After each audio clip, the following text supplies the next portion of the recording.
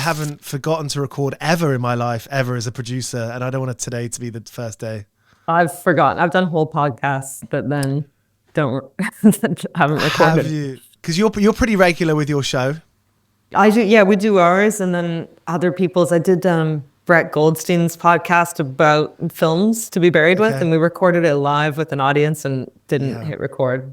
Are you joking? No. So yeah. And we'd traveled out of town to do it and everything, but fuck. It's funny in those. I mean, has that ever happened in your? I mean, that is your professional life, but has that happened in other parts of your professional life where that kind of thing, you know, like the thing wasn't printed, or like you went to the wrong town that was called the right town, wrong state.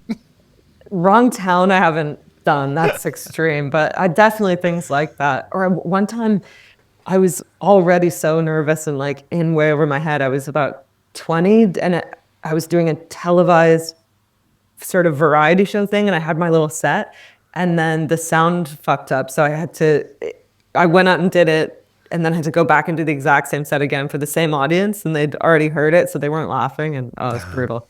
Yeah. Where are you? Are you in London? Yeah, I'm in Deptford. Nice. Which I love. I grew up in Watford. Okay. And, which is basically London, right? But it took me 10 years after moving out when I was 18 to actually find a neighborhood that I love. Yeah. And Deptford's the one. But I mean, London's hard, as you know, right? Yeah, very hard. And Deptford south? Yeah, southeast. Yeah. It's so funny though, because we're one stop from London Bridge, and I'll invite people and they'll be like, that might as well be France. Yeah. I'm like, no, people just hate leaving East London. I know. And also people that I rarely went south of the river in 12 years there. I didn't, I'd stay right along the river, but yeah, I think I lived everywhere. I started in Shepherd's Bush, and then I was everywhere. Clapton and Stratford and Myland and Islington, and yeah. You've been working in comedy since you were a young teenager, right? And by this point, I imagine you feel like you've lived a few lives doing that. Yeah. And now you're releasing your first album of music. Yeah. I mean, you only learn by fucking trying it and accepting that. And I hope you don't mind this is too blunt, but we all do it. You try something and you have to accept it for what it is. And at some point you have to press send on the album pressing, and you're like, is it exactly what I wanted it to be? I'm not sure.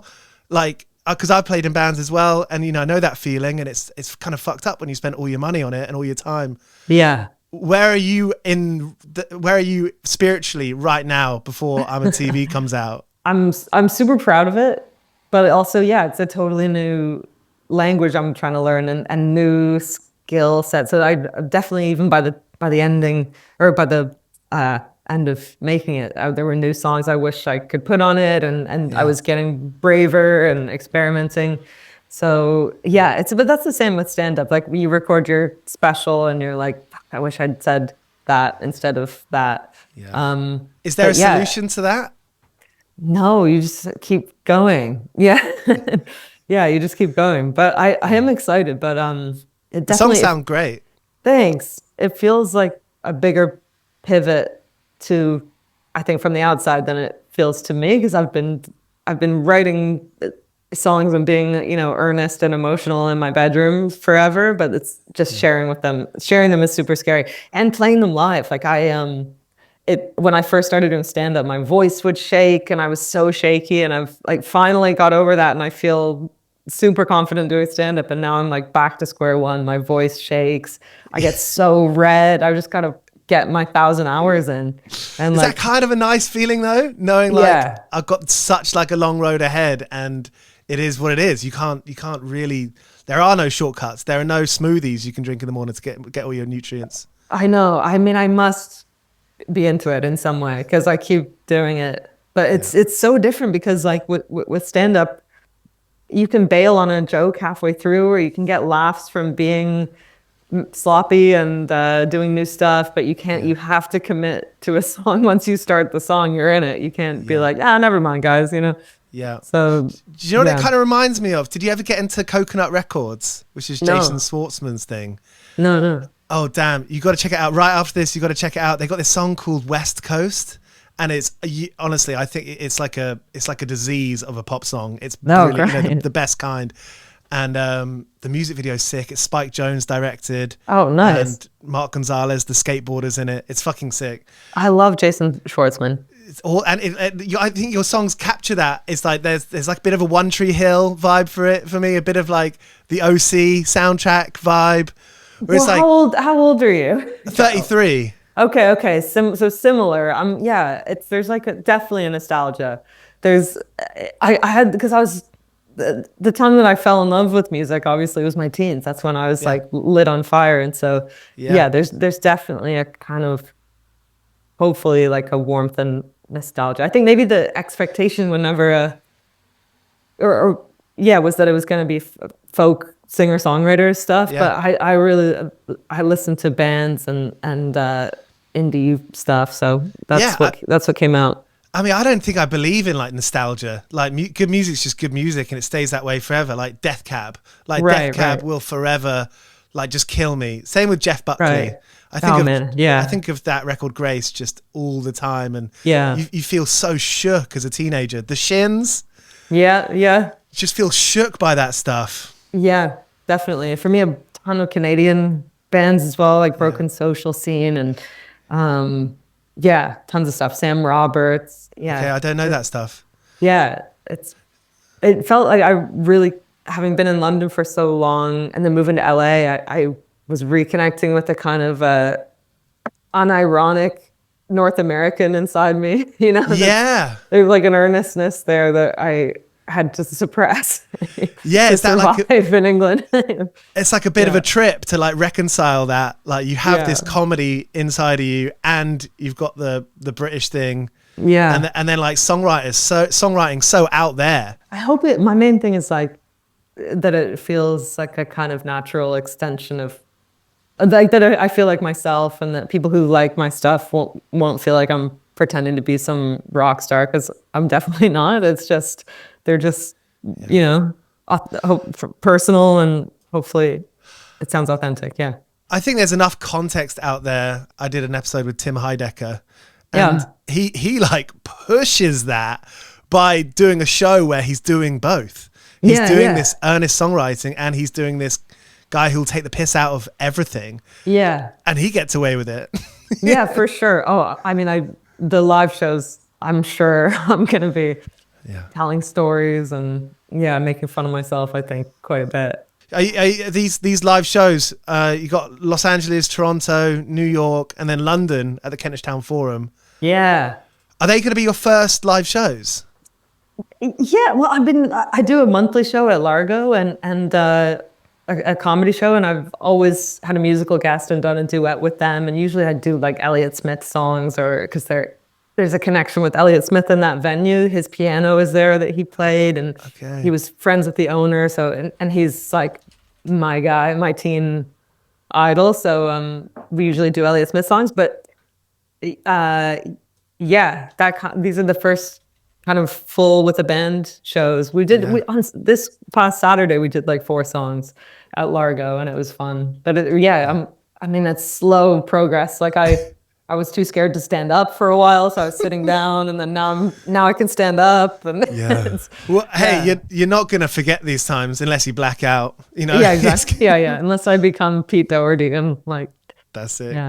Go on. Have you spoken to any musicians about this record? I mean, and you made it with Charles Watson. Yeah, he produced a couple of the songs and was so encouraging. I think that was such a huge part of why I made the album, was making feel good, and he did the soundtrack a lot of the score. And so because we're close, I would go and sit in the studio with him, and it was the first time that I felt like I had opinions about music and production, and I played guitar on some of the score of Feel Good, and he was just so supportive. And so he came over, and when I first moved to LA, a lot of my friends here were musicians rather than comedians, like old Canadian friends. And that in England I was almost exclusively hanging out with actors and comedians, but LA it was more music. So hanging out with people who are like, fuck, how do you make a living doing this? Yeah. I mean, that's the thing. 101 part-time jobs, 101 part-time jobs. This show's called, and it's that. It's like, how do people put their art, music first, and fucking survive and make some kind of sustainable career? Oh, it's insane. This whole other skill set that you now need to have as well with like TikTok and like and technical stuff and. Yeah, it's a skill set for sure. That doesn't seem like it should have to go hand in hand with making art, but yeah. Yeah, my mum's an author, and she's always like tagging stuff wrong, or like she'll put like a mad beat on like a TikTok somewhat by accident. But yeah. But people are like multi hyphenates. I think that's kind of, it's a weird thing. I feel like people are catching up to this. It's like the technology moved quicker than any person, right? So it feels like we're always like trying to catch up with what's next and find our audience, find your audience in doing that. But I just started doing these paintings of animals in strange situations. And I, again, like music, when you start a new thing, there's a big gap between your taste and your ability. And, but the more I paint these animals, the more confident I get. But yeah, like you're saying, I'm like, okay, now I got to try and monetize these animal paintings. Cause I'm like, That's brilliant. Where did that make ends meet? Where did that come from? The animals in strange situations. What kind of situations? Like it'll be, there's a monkey in prison talking to his lawyer, and his lawyer's bored. Things like that. It's I don't know. It came over me, and now I'm addicted. I'm gonna do it tonight. How long ago? When did that start?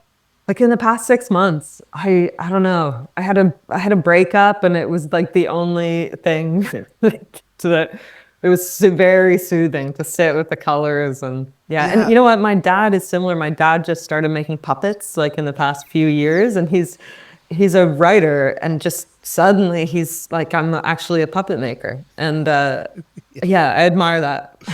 Fucking why not? Yeah.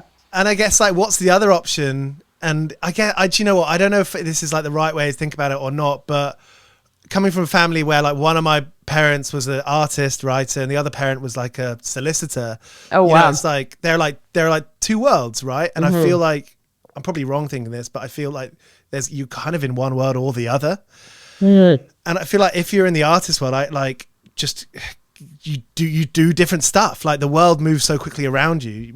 You might as well change with it, I guess. Yeah, and you're just processing information, and it's coming out in different mediums, I guess. But I don't know. It's always amazing to me when I hear about like, there's a singer in the UK called Ajimal, and he is a pediatrician, like a doctor as well. And then in his spare time, he's this incredible musician. But it's amazing when people are true multi-hyphenates. Like that's a real mix.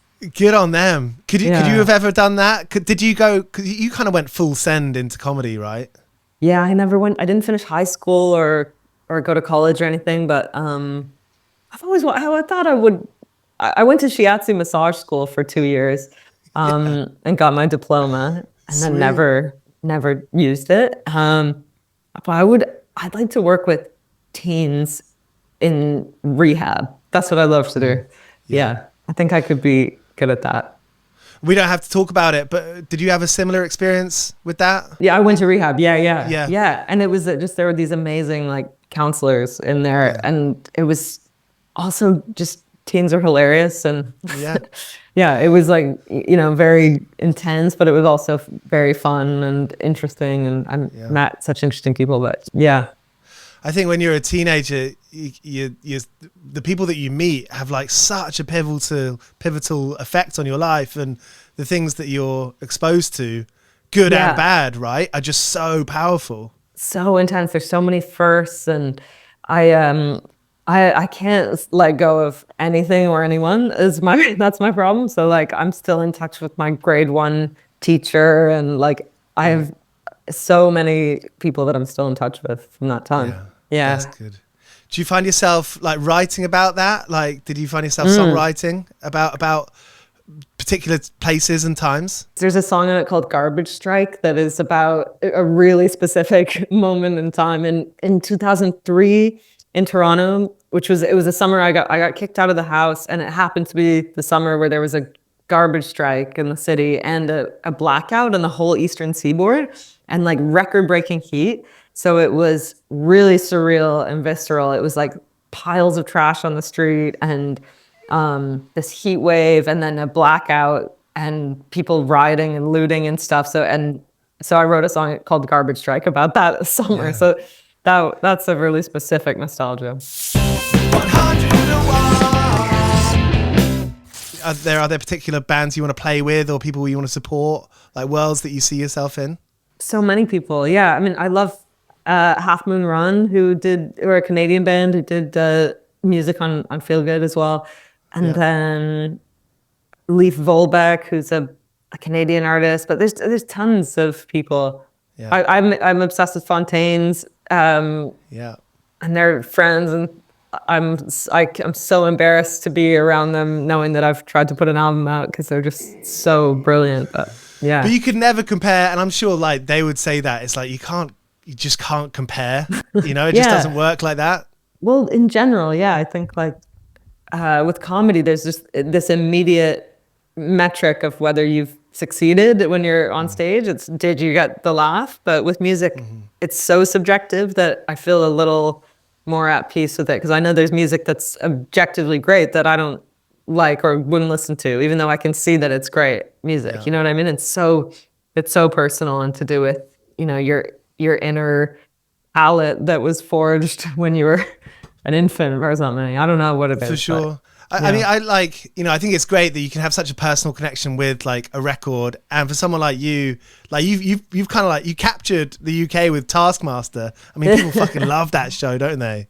Oh man, I love it. Yeah, I've seen every season. Yeah. That's great. I mean, did you feel like after being on that, did you feel like a bit of a wave of love?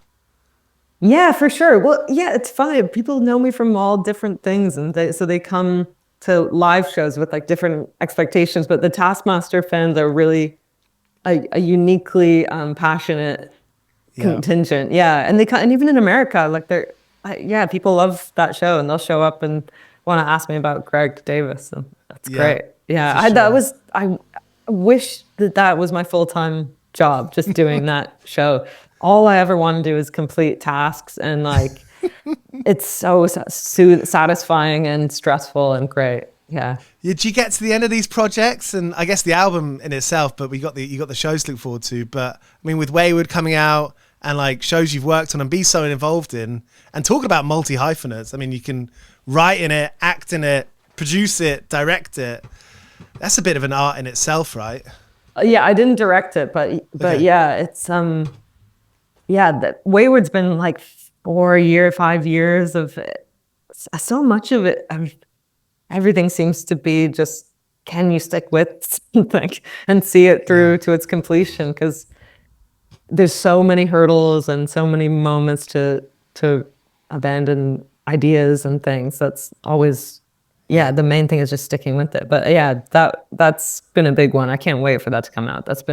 I'm editing it right now, so I'm remotely editing it there in Toronto. Yeah. And then soon we'll do like the sound mix, and it's crazy. You're super hands-on with it then. Like you're saying like timing wise, you know, if there's like a scene a beat too long or a beat too short, that's the kind of stuff you'll edit? Yes, and that's so musical in a way. That's all rhythm, and this is a thriller, so it has a totally different rhythm to comedy, and that's been a whole other language. That genre has like a real math to it, and big jump scares and stuff. I'm loving it. Yeah, I'm loving it. Sick. I mean, do you watch horror? Yeah, but I have this thing with TV and movies where like I love watching it, like, but it kind of goes in one ear and out the other. You know, I forget what things are called, and I forget. Yeah. The one that made the most indelible impression recently is it Barbarian? Oh yeah. I loved it. With the basement, and is it Justin Long? Justin Long and one of the Scars guards, and and the Scars guards are great, and like it's just the teat, you know, it's the giant teat that you don't really forget that. Teat. Yeah, that will stay with me. Yeah, it's fucking good. It's fucking good. Yeah, it was so original. I loved it. Last night I watched A Different Man. Oh, I've never seen it. which is Oh, good. yeah. Just And then just came out. I'm watching the new season of Severance, and I rewatched season 1 and was just like, Yeah. it has no business being that good. It's so good. It Well, makes me feel lazy because every line of dialogue is brilliant. I think they did that first scene where he's running through the corridors. He said it took them 8 months to make that, That's which crazy. I find it hard to believe. But then That can't be. That can't be true. You're doing great. Like, your career is fucking sick. You do loads Thanks. of great, interesting, cool, funny, interesting stuff. Thank you. Do you still look at other people and you're like, damn, that's good. Like, how can I be better? Yeah, I'm fueled by like, not by jealousy, but by admiration of my peers. I'm such a fanboy. Like, I still go and see comedy when I'm not doing it. And even like, I just did a show on Saturday and Jenny Slate was doing it, who created Marcel the Shell. And like, she's just so brilliant. She's written 2 books, but I was watching her set thinking, fuck, I'm like inspired. Yeah. And all I care about is the approval of my peers as well. It's like, that's a real scary thing. I guess there's like there is a line, right, between like seeing something and being like, oh my God, that's so good. You know, how could I put that in my lens? Between that and like being like jealous. Yes, yeah. Or wanting to copy something. Like, the dream is that you see something and you're just inspired by that person's authenticity. It makes you want to find your own. Yeah. I love it all. I have a hard time sometimes watching, like, when I made Feel Good, I couldn't watch Fleabag until I was finished making Feel Good, because I was like, there's a similar genre and I just know I'm going to love it. And I'm so worried that the rhythms of it are going to somehow penetrate my brain. And so I had to wait till I was done. And then I loved it. And of course they're so different, but it's because everyone was sort of, both great in their own right. But it is, like, we're only like human. So if we watch something, it's going to like get laid in our subconscious a little bit. Oh, totally. Yeah. Were you listening to other stuff when you were writing and recording this record? Yeah, probably. Yeah. What was I listening to? Have you heard Andy Schauf? Yeah, of course. Yeah. It brought the oboe into so many people's lives. Yes, yeah. I loved that album with the magician on it and at the party. And yeah, that's the first thing that came to mind. But because I had just moved to LA and I had all this time by myself. And so there's a lot of nostalgia going on. A lot of Third Eye Blind and Canadian stuff. Doing tips up until my nose. Yeah. How old were you when you learned what the lyrics meant on that song? Oh man, I remember listening to the CD over and over to memorize the lyrics, and yeah. It's pretty life-changing, that, isn't it? Being a musician, I mean, there's not money in it. You know, there's like, how do people survive? How do people get through it? And like, I guess that's what this show is all about. And everyone's got different lives doing it.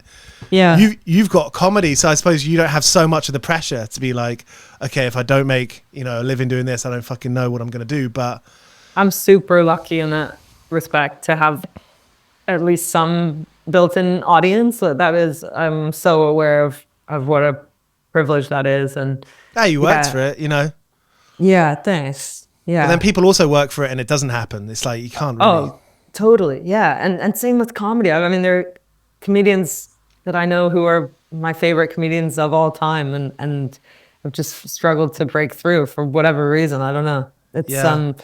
But yeah, I think these days people getting your song on a TV show is a big thing, right? That's like, but I'm learning all about like, you could do that this for yourself. Whole new world. Yeah, right. Actually, because I'm at that stage exactly with Wayward, but I had to be really honest with myself that these songs don't fit in that soundscape. And I was like, damn, because I obviously would love to do that, but I couldn't find a place for them just because it's set in 2003, the show.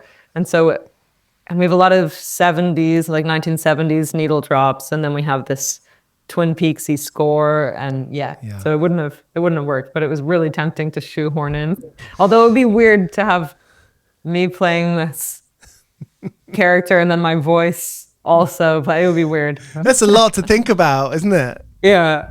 Hey, talking about jobs, you worked in call centers. You worked like doing the ticket stubs. You worked with kids with special needs or different needs. I mean, How like, do you know all this? I think just reading, a bit of Wow. research. Nice, yeah. Bit of research. True. I worked in a pizza place, doing the graveyard shift from 6 p.m. till 4 a.m. every night. Who's buying pizza? Well, actually, I know exactly who's buying pizza at 3 Yeah, a.m. Me. yeah. And people, it's people like you and people coming out of bars like hipsters in Toronto. Yeah, yeah. Was it hard to like, because you work those jobs to pay rent, right? And you moved out pretty young as a kid. Did you have that like fear? Did you have the money fear? Yeah, I still have it. That's why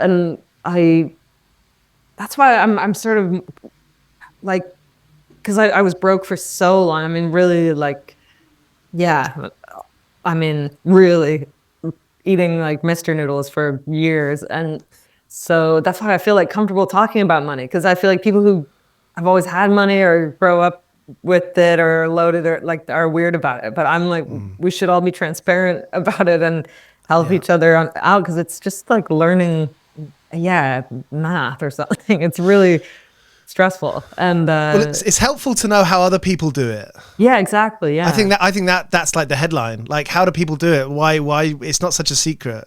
Yeah, exactly. And yeah, like I don't have a car or anything, and I spent a long time like just being so afraid to spend any money, because you don't know when the next check is coming. But yeah. At this time in your life, can you like put some stuff away and like be comfortable? I mean, in a way, like you say, I know people who that fear has never gone away, even though I'm pretty sure they're going to be okay. But that worry is so deep, man. Like, yeah. Well, so I'm 38, I bought a house in LA, and that was like, it was all my money, and now I'm back to being but it's great. You just have to remember, like, oh, I still have that money. It's just in a house. But for sure. Yeah. But yeah, that was an emotional moment, because like, yeah, I was a sketchy teen, and I remember sleeping outside for like a week in my teens. Like it's nice to have a solid base. But then LA lit on fire as soon as I bought the house. So I'm like, what am I doing? I'm just one earthquake or fire away from. Yeah. But yeah, I'm super lucky and pumped. That was because of Wayward this year. Yeah, awesome.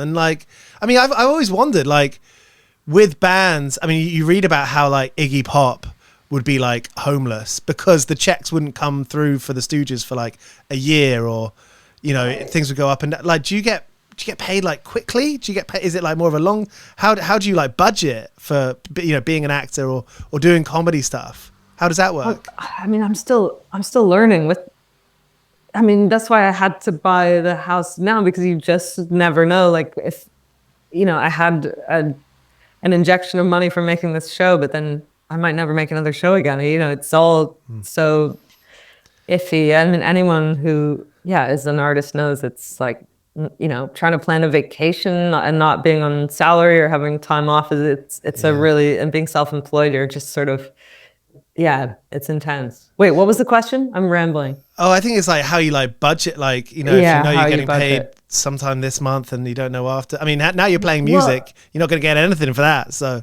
yeah, exactly. And I'm learning all about like, royalties and things. It's all super interesting learning about that stuff. I mean, that's a good point. Do you feel like you've learned like loads about the industry? I mean, you must have had a couple of like managers and agents. I feel like it's obviously like a smart idea to like, to try and learn as much as you can, but obviously maybe sometimes you don't have the time to do that. What's your story been on like learning the industry and how to make the most of what you got? I used to get that thing, when you're a kid and your parents try to explain like long division to you or something, and you got like a lump in your throat of like, but it doesn't make sense. Like, I would get that anytime anyone talked about taxes or anything. And so I'm just slowly getting over that. But yeah, I'm still learning and always learning. And I always, like, if I'm on set, I make an effort to talk to all the departments and try and learn. And learning production has been super, it all helps. Like, if like learning the technical side or about about production or budgets helps you creatively as well, because then you have that in mind when you're writing. And yeah. And and everyone knows it since like the writer's strike, and things are like so much more accountable or transparent as they used to be, I feel like. With like TV and music, and it's like if you can pay one person to do the job instead of two or three, that's more likely to happen, right? I'm learning, like I was just reading that James Blake is talking a lot about like launching a new sort of way for artists to make more work. It's just super interesting, and I think things like that are going to start popping up in the same way that any kind of, what do you call it, gig economy, like the way Uber is, like people who are cutting out the middleman. Yeah, I mean, it makes sense, because I feel like that bubble's burst of all like the old dudes in suits being like, we know how it works and you don't, so we're gonna get paid for it. Everyone knows how it works now. Or at least the basics. Mystery. Yeah, exactly. That's so true. Yeah. Hey, Mae, thanks for your time. I appreciate it. You're a busy guy. You're busy. Thank you. You're doing a lot. What you got going on today? Well, as you can see, I'm building, like, I've got contractors here. I've got like the walls falling apart. I've got there's flooding in the back house and mold and stuff. So I'm dealing with house stuff at the moment. But no, I'm jumping right into the edit. So yeah. Hell yeah. And actually, do you know Stephen Fretwell, the songwriter? Yeah. He's got an album called Busy Guy, which is fucking great, actually. That's a really great it's combination of words. Yeah. And I think it's like an irony thing, because he wrote the soundtrack to Gavin and Stacey. Oh, no way. And he called the record that because he said all he would do is go to the pub at lunchtime and do the crossword. And he'd be like, I'm a busy guy. Doesn't matter how busy I am, I do find time to do the crossword every day. I do. Do you? Yeah, I do. I have like the New York Times app, and I do that every day. You're good at it, are you? Do you reckon?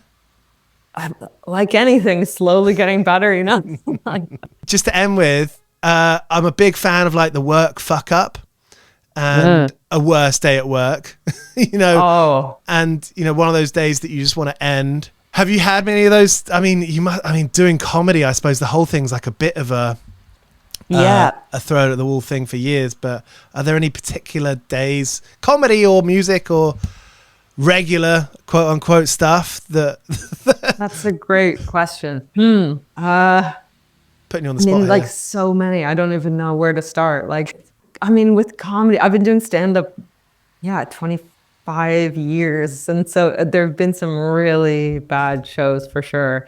And the thing that just popped into my head was I did a mini tour in Eastern Europe, and I don't really know how I got booked for it or who had heard of me, but I got flown into Serbia, and comedy is such a new thing there, stand up, and I just bombed so hard show after show, and then I remember being in a car with like a bunch of Serbian comedians, and they were driving me into Latvia and Lithuania to do this tour that no one had asked for or wanted me there. I don't know why I was there, but we were in the car and they were smoking cigarettes with the windows rolled up in the car, and they were passing around this bottle of like plum liqueur, and I just thought, kill me. I was like, how did I get here? So nauseous. Yeah. It's funny when you could be doing something that you wanted. You wanted this. Yeah. And you're there and you're like, I'm so lonely. Yes. Yeah. Yeah, that's what popped into my mind. Being on these windy European roads with the smell of this plum liqueur. That's really funny. Really funny. Hey, good luck with the house, and hope to see you again soon, and good luck with the album. Cheers for watching. This is 101 Part-Time Jobs. You can find us on Apple, Spotify, and all podcast apps. We've done interviews with Aurora, Kneecap, Idols, Lauren Maybury of Churches, and loads more. So tap into 101 Part-Time Jobs on Spotify, Apple, and all podcast apps.